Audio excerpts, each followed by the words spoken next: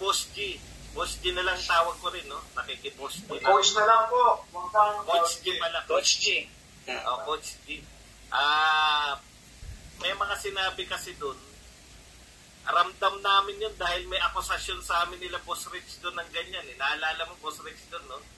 Mga nakapaligid kay Cuadro Alas ay mga amateur. Parang no? Related na Boss Bad. Nagbabalik sa amin yung yung mga akusasyon sa inyo na yung hindi lang yung tupay, yung parang personal, Coach G, parang personal yung atake sa iyo na minaliit kayo, no? Kasi kami mga taga-boxing, marami rito nanonood sa boxing community kami. Ang question ko lang, siguro ipaliwanag mo lang, magkakilala ba talaga kayo personal ni Rolando? Nagkasama kami before. Nagkasama kami. Lumuluwas siya dito sa Manila para mag-training dun sa gym kung saan kami din nagte-training kasi may mga kasama din akong mga nag-MMA pa before. So talagang background nyo pare-pareho MMA. Yes. Hindi kayong, kasi ang dating sa akin ng mga sinasabi ni Rolando, pasensya na, wala ko ideya sa mga tao sa MMA. Sa boxing kami. Ang dating sa akin, parang nakita mo si Rugby Boy, tapos bigla ka naging trainer. Parang nakita mo, may potential to. Tumikit ka, kaya ka, parang wala ka, parang non-entity ka nga, parang ganun yung dating sa akin nung, talaga, kinakailangan maitanong ko to na, kasi maraming viewers ni Mandirigma, boxing sa boxing fans. Siguro, eto na yung pagkakataon mo, ano ka ba talaga sa MMA? Para magkaroon kami na idea na, parang may mali sa sinasabi ni Rolando. Before pa, siguro mga 2007, 2008, nag-training na ako ng MMA. Tapos, lumaban ako ng 2008 sa underground ng URCC. 2008 pa, baka, di ko alam kung ilang taon na yan, City, baka totoy pa siya nun, di pa nga siya siguro nag-ano nun. Kaya, ako, totoo lang, hindi ako na-apektuhan dun sa mga sinasabi niya kasi wala siyang alam eh. Alam mo yung parang maingay lang na lata ng walang laman. Ganun lang yung dating niya sa akin. Na nagkasama kami noon dito sa Quezon City dahil kapag training siya. Wala, ano na yun eh. Wala, tumaba na ako noon, mataba na ako noong time na yun. So, siguro yun ang tingin niya na parang wala, di naman fighter to, ba na-training lang to. But I've been in the industry since 2008. 2007, 2008. So, ibig sabihin, hindi kayo nagpang-abot na MMA fighter kayo pareho? Baka hindi. Kasi nung pagdating ng mga 2012 ata, basta nung kinasal ako, mga 2011, yan, nag-coach na ako. Nag-start na ako mag-coach. Kasi way back 2004, nag-work pa ako bago pa lang yung Fitness First dito sa Pilipinas. I'm one of the pioneers na nag-ano. So legit ka talaga na trainer ng MMA. Hindi ka lang yung, kumbaga nakisakay sa, may Rugby Boy. Hindi yung, alam mo idol, yung kay Rugby Boys, yung to lang, hindi ko talaga siya kilala.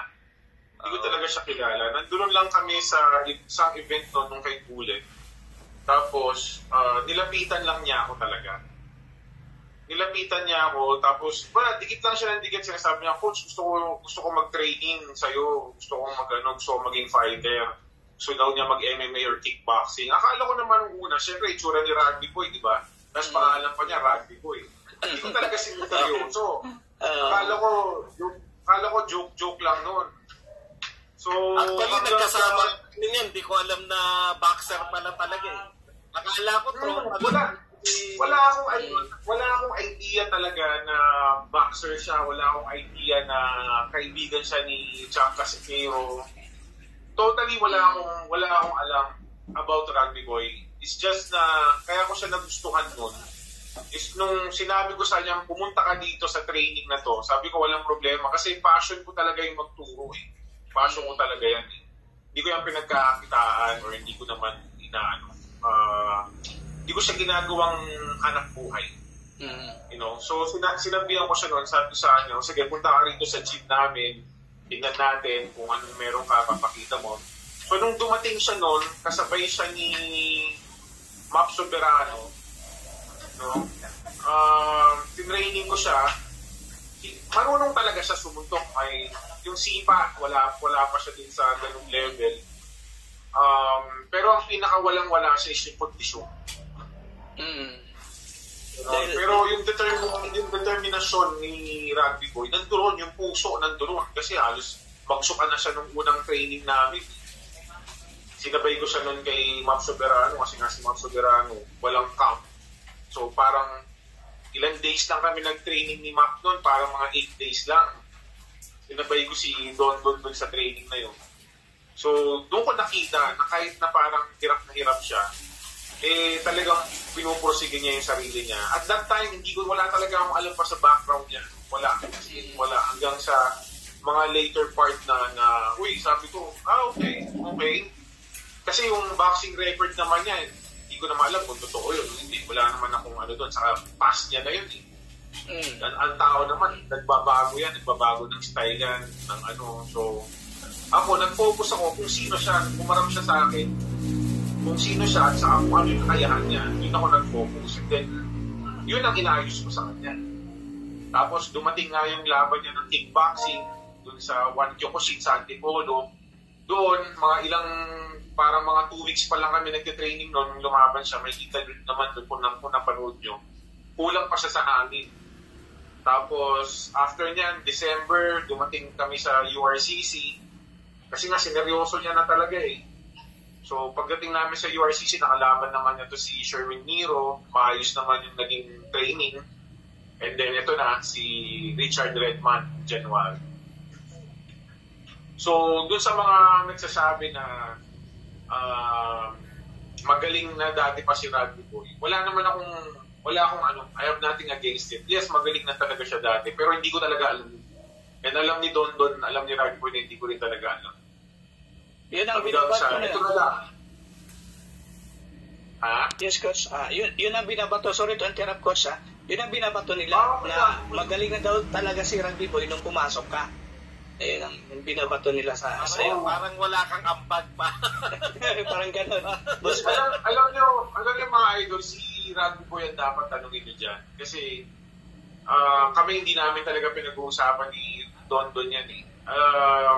Talagang nung nag-click kami.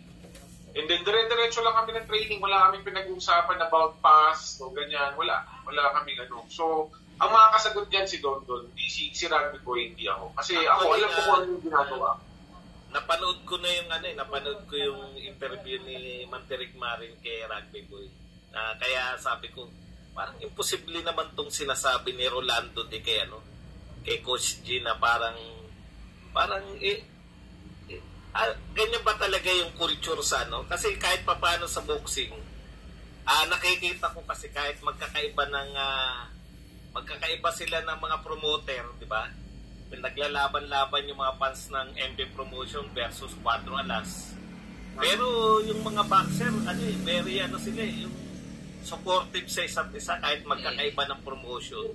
Yun yung nakakalungkot. Parang ang unti pa lang ng practitioner ng MMA sa Pilipinas. Bakit parang may ganyan dating kagad? Nabigla ako kasi sabi ko kung alam ko lang na ganyan yung MMA, matagal na ako pumasok dyan dahil yan ang mga gusto natin, yung mga medyo hype, no? Pa-hype na ganyan. Pa-hype, Ganyan ba talaga yung culture sa MMA dito sa Pilipinas? Actually, sa tagal ko o si Rolando Dilan. Sa kanya lang ako nakarinig ng ganun na parang alam mo nakakalungkot kasi kapwa Pilipino mo tapos siya yung taong sinusuportahan ko na pinanonood ko yung mga laban niya kahit may mga laban na panalo siya, may mga laban na talo siya, diba? Pero marami rin naman nagbabash sa kanya, sa totoo lang. Sobra. Pero ako, I don't consider myself na isa ako sa mga nag-bash sa kanya sa mga days na natatalo siya. You know? Tapos, ganyan yung maririnig ko. Diba? Parang, kahit ako naugulat ako na parang, saan nakakuha yung mga idea na yun? Tapos, yun yung gusto kong itanong eh. Saan ang gagaling yung parang galit niya sa'yo? Baka may checks kayong pinag-awayan, di ba? May history kayong dating pinag-awayan. Baka may history kayo. Wala ba checks involved dyan? Dalawa lang yan eh. Baka naiinggit o kaya kinakabahan na sila kasi si Rugby bago pa lang biglang sisikat ng gusto dyan eh. Yun nga. Yun ang inaano niya. Binababa niya yung mentality ni Rugby, parang pinapahina niya yung loob eh. Yun ang nakikita ko dyan. Tumapit sa niya. Cycling. Sinasaybar niya. Kasama yan. Oo. Kasi yung mga pirado eh. Saka inisip ko talaga, sa totoo lang, kasi isang lang kayo, Coach G, isang hindi ko makita eh. Isang community lang. Kasi Mandirigma, nasa yung mukha. Sandali. Kasi ako, naka-OBS ngayon, Busbad, dito ako nakikita sa mismong YouTube talaga. Sa YouTube ka lang? Sa YouTube talaga. Nakakalungkot na marinig yun mga ganun. Pero siguro, ginagawa niya yan for the hype. Pero para sa akin, it's the wrong way to Tapos, ano ba yung narinig ko dun sa ngayon? Di ba yung mga fighter niya? Kasi ako, alam mo, number one, pag may fighter ako nag-training under me, attitude yun talagang tinuturo. Number one, unang-una ko tinuturo. Yung attitude talaga na maging maayos, maging humble, but ready to rumble. Yeah. Pero Coach, takot-taka ako dun sa reaction niya kaya parang minimenos niya na kagad yung si Rugby Boy, hindi nagte-training na maayos. Dahil nakita niya lang yung katawan. Parang sabi ko, may spy ba to sa kampo ni Rugby Boy? Paano niya nalaman na hindi nagte-training ng maayos? Pinanonood niya kasi ang pinanonood niya kasi kami the way I do things ito sinasabi ko to talaga kay Rugby Boy. Sabi ko sa kanya, ang ipopost mo lang kung patuloy mo lang yung vlog mo, huwag ka mag-post ng mga training natin, yung mga yun talaga, ganun kami, hindi namin kailangan. Kaya niya nasabi na vlog lang ng vlog si Rugby Boy. Hindi niya kasi nakikita yung mga kulang siya sa kulang siya sa information eh. Di ba? Parang